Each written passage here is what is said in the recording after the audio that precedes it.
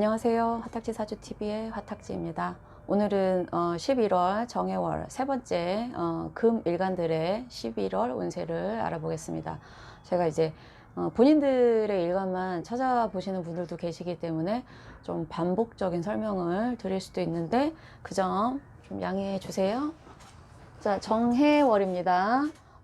정화의 기운이 해, 수에서의 힘을 알아보는 힘의 강쇠를 알아보는 걸 12운성이라는 하는데 12운성으로 정화는 해월에 태지에 놓여 있습니다. 태지는 이제 엄마 뱃속에서 이제 막 자리를 잡은 상태, 이제 막 수정이 되는 그 상태이기 때문에 몸과 어떤 그 육체가 사람의 형태로 어떤 완전한 구실을 하기에는 많이 미흡하고 사람이라고 할 수도 없죠, 아직. 근데 이제 절지를 거쳐 태지로 가는데, 절지는 이제 육체와 정신이 분리돼서 생각은 있으나 영혼은 자유롭고 그거 하지만 몸은 없는 상태고, 이제 그러다가 떠돌다가 이제 엄마의 뱃속에서 자궁에서 딱 안착되는 그 상태를 태기 때문에 본인의 어떤 힘으로 뭔가 할 수 있는 어떤 기운이 강하지는 않습니다. 그래서 이 정화가 본인의 일간에 따라서 십성으로 어떤 기운으로 들어오냐에 따라서 그 기운을 알아보는 방법이 12운성입니다. 이게 뭐 약하다고 나쁘고 세다고 좋다고 이렇게 볼 수 있는 문제는 단순한 문제는 아니기 때문에 힘의 강세만 따져 드리고요.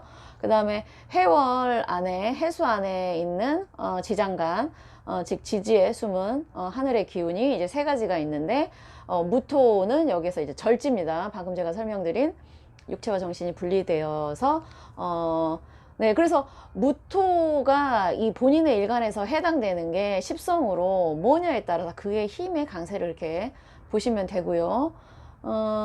해수에서 간목은 이제 막 이제 생기는 거죠. 태어나는 거예요.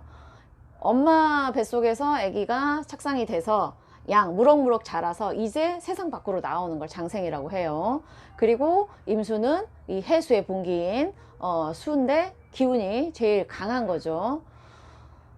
그래서 제가 이제 다른 일간들에서도 반복적으로 말씀드린 게, 정해월의 가장 핵심은 간목이 여기서 탄생을 하고 임정합이라는 천간과 지장간 속에 있는 임수가 암합을 해서 목기운을 산생시킨다. 그러니 가장 주인공은, 정해월의 주인공은 목기운이에요. 그러니까 이 목기운이 본인의 십성으로 어디에 해당되느냐에 따라서 이제 거기에 기운이 본인에게 어떻게 들어오냐를 보시는 건데, 그리고 임수가 또 임정합도 되지만 가까이 있는 수생목도 이렇게 해주기 때문에 이 목기운은 네, 주변에서 본인을 도와주는 그게 많은 거죠. 자, 오늘은 금일간에 대해서 할 건데요. 자, 금생수, 수생목, 목생화, 화생토, 토생금 이렇게 됩니다. 자, 경금에게 정화는 정관이고요, 해수는 식신이고요, 신금에게는 정화는 편관이고 해수는 상관입니다. 편과 상관 뭐 이렇게 십성에 좋다 나쁘다 그렇게 단순하게 가시면 안 되고, 이제 오행이 어떻게 되느냐, 음일간 양일간이냐에 따라서 식신이 좋고 상관이 좋고 조금 차이가 날 수도 있습니다. 자, 정관이라는 거는, 자, 금에게 화는 관입니다. 이쪽이에요. 관성. 나를 통제하고 나에게 스트레스를 주고 내가 해야 되는 일, 나의 책임감, 뭐 내 사회활동 모든 걸 의미하죠. 여자에게는 남자, 남자에게는 육친적으로 이제 자식을 의미해요. 그리고 남녀공이 본인이 일을 하시는 분들은 이제 사회생활을 의미하고요, 조직도 의미하고 그렇게 되는데, 꼭 조직 안에서 의미하는 게 아니라 내가 뭔가를 갖고 있으면 그게 이제 관입니다. 작은 가게도 내가 그걸 운영하고 있으면 관이 되는 거예요. 어쨌든 사람 사이의 사회생활에서 내가 뭔가를 이뤄내는 어떤 그런 걸 다 관이라고 하는데, 자, 근데 이 관성과 이쪽 수의, 이게 식상 쪽이죠. 네, 이 기운 쪽이에요. 사실 이게 암합을 하고 있어서 그거 하지만 사실은 수의 기운이 화를 치는 기운이죠. 사실 수는 화를 이렇게 꺼버리는 기운이에요. 그런데 명리에서 보면 양은 양을 극하고요, 음은 음을 극해요. 근데 양과 음은 서로 합을 하죠. 그래서 모든 합을 보시면 양과 음으로 되어 있고요.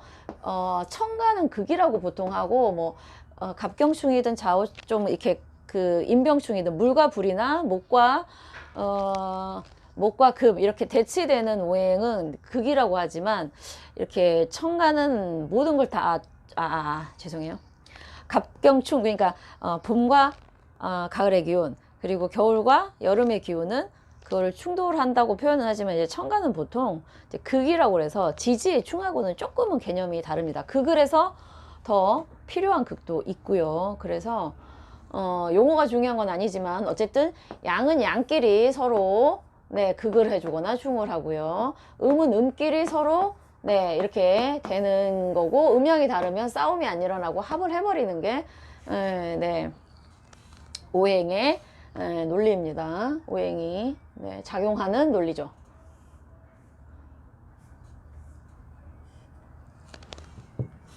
자, 해수 안에는, 그러니까 천간으로 오는 물은 뭐 지장간이라는 게 없기 때문에 물의 성분만은 오지만, 지지는 지장간이라는 게 있기 때문에 단지 해수를 물이다 할 수가 없는 거예요. 토도 있고, 약하지만 토도 있고, 목도 여기서 자라고, 또 수가 이렇게 있는 기운이죠. 어쨌든 식상 쪽은 재성을 바라보는 그거를 가지고 있기 때문에 식신이나 상관이 들어온다. 더군다나 지지로 여기에 이 목기운은 금들에게는 재성이에요. 돈이죠. 그거를 품고 있는 식상 쪽이기 때문에 재성이 곧바로 들어오는 것도 나쁘진 않지만, 이렇게 지지에 숨어서 들어오는 식신상관일 때도 재성운이 좋아질 수 있는 그 시기예요. 근데 더군다나 간목이 여기에서 장생을 하고 있고요. 아주 기운이 센 건 아니죠. 네, 기운이 약하기 때문에 만약에 경금에게는 간목이 편재고요, 신금에게는 정제인데 이 재성의 크기가 크지는 않아요. 근데 이게 사람의 사주 구조마다 본인의 사주 구조가 재성을 강하게 극할 수 있는 기운이 많으면 이 액수는 사람마다 달라지는 거지. 제가 이 간목의 기운이 여기서 장생이다 해서 장생이면 이제 막 태어난 애가 힘이 없으니 돈 액수가 얼마 안 되겠네, 이렇게 보시면 안 된다는 거예요. 자, 그리고 여기서 물이 도와주고 있고, 근데 또 임정한 목이 또 목구교로 향하기 때문에 여기에 있는 수와 이 화가 만나서 이 화가 바로 금을 치는 게 아니라 이쪽을 가고 있는 거예요. 그러니까 사실 금 일간들에게는 어쨌든 정관과 식신이 만나든 편관과 상관이 만나든 이 관성이라는 놈이 일간을 극하는 게 아니고 식신 상관과 합을 해서 재성을 키우는 쪽으로 가는 거죠. 계속 제가 말씀드리지만 정해월의 포인트는 임정한 목이고 간목의 장생이면서, 그래서 각 일간들의 가장 특징을 목에 중점을 둬서 제가 계속 해석을 하고 있어요. 그래서 제가 봤을 때 제가 토일간 했을 때도 여기 재성이 있고 또 재성이었고, 그는 본인의 일간의 사주, 본인의 개인적인 사주 원국에 따라서 조금씩 다를 수는 있지만 일단 재성을 갖고 있어서 토일간하고, 그렇다고 화일간은 문서 인성 쪽이기 때문에 돈이 안 들어와요. 그거 아닙니다. 이제 근데 현실적으로 드러나는 제가 이제 사주를 봤을 때 금일간들에게 정해월은 그동안보다 네네네네, 아마 금전운 쪽이 지금 병수월보다는 더 낫지 않을까 사실은 싶어요.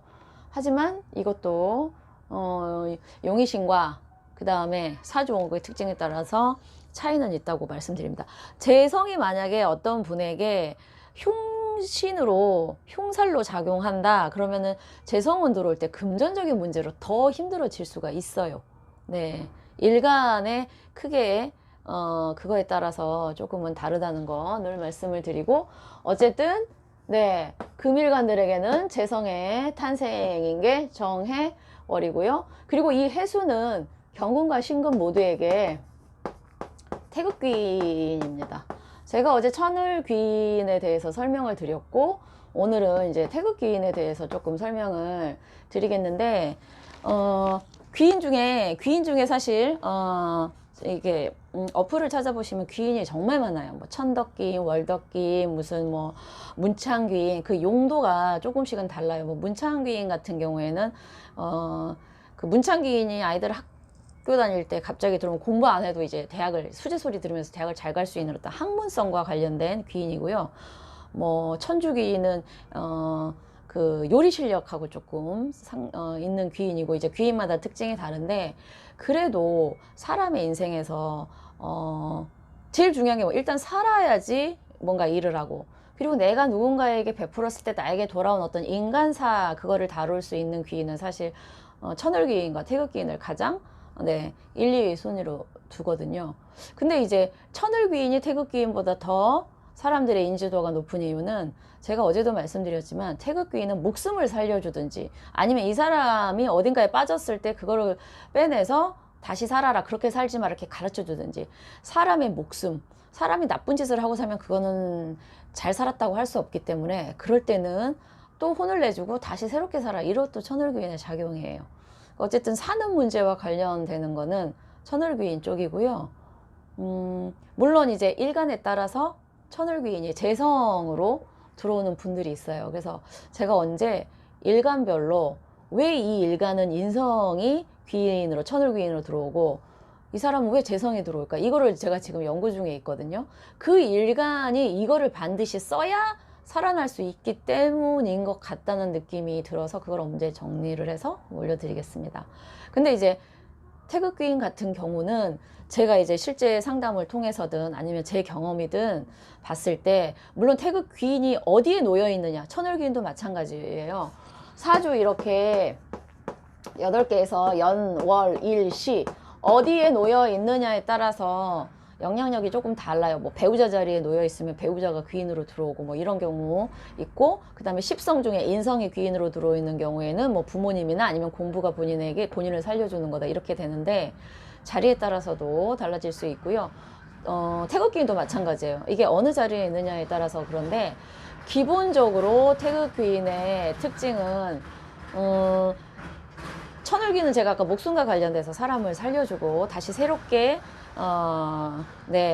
하도록 해주는 거면, 태극귀는 조금 더 실질적인, 사는데 이제 살려놨으니 먹고 살게 하든가, 살려놨으니 뭔가 도움을 주든가 해야 되잖아요.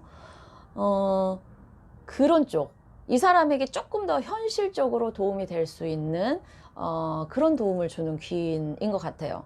저도 사실 태극귀인 들어오는, 저는 이제 제 일진이나 월별 이런 걸 다 거의 이제 기록을 하기 때문에, 그날 어떤 일이 발생했을 때 이제 해수가 들어오는 달이나 그럴 때 월이나 일이나 연도에 태극귀인이 작용하는 어떤 그런 거를 해보면은요, 천을귀인하고는 조금은 다른 게, 강도는 살짝 낮을 수 있지만 역시나 그 사람의 말 한마디가 나를 다시 살게 한다 보다, 이렇게 살아야지라는 현실적인 답을 주는 경우가 꽤 많았고요. 자료를 찾아봐도 태극귀인은 조금 천을귀인보다 그렇다라는 그게 있어요. 물론 이제 태극귀인도 십성에 따라서 식상이냐 관성이냐 이거에 따라서 조금씩 그거 하겠지만, 비슷하게 천을귀인과 중요한 귀인이긴 하지만, 태극귀인은 또 하나 중요한 거, 제가 천을귀인의 포인트는, 내가 살려고 열심히 노력했을 때 하늘이 아유 그래 너 용하다 하고 이제 그거 하는 거면, 태극귀인은 내가 다른 사람에게 잘 해줬을 때, 그리고 사람 사이에 내가 관계를 잘했을 때, 그때 도움을 줄 수 있는 게 태극귀인 같아요. 뭐 이 귀인이 이렇다라고 100%, 왜냐면 그 귀인들 다 경험하고 그거를 정리한 사람은 없을 테니까 이제 100%라고 얘기할 수는 없는데, 확실히 태극귀인은 인간 사이의 관계에서 내가 이만큼을 베풀었을 때 나한테 돌아오는 거, 또는 상대가 나한테 그만큼 베풀었으면 나도 그만큼 해야 되는 거, 이런 귀인인 것 같아요. 근데 역시나 천을귀인만큼 태극귀인도 되게 사실은 귀인은 다 좋습니다. 누군가가 나를 말로든 아니면은 어떻게든 행동으로든 도와주는 사람이 있다라는 거는 얼마나 소중한 겁니까? 하지만 본인도 타인에게 그런 소중한 사람인지 한번 생각해 보시는 시간이 되셨으면 좋겠습니다. 이런 말이 있잖아요. 제가 어제 천을귀인은 하늘은 스스로 돕는 자를 돕는다 라고 했고, 이게 다 그 말도 영어 그 명언에 있고요. 오늘 제가 드릴 말씀도 영어로 돼요. 내가 타인에게 받고 싶은 행동을 타인에게 해라 라는 거예요. 내가 어떤 사람에게 뭔가를 받고 싶으면 그거를 타인에게 해라라는 거죠. 네. 네. 오늘은 여기까지 하겠습니다. 약간 멍했어요, 제가. 감사합니다.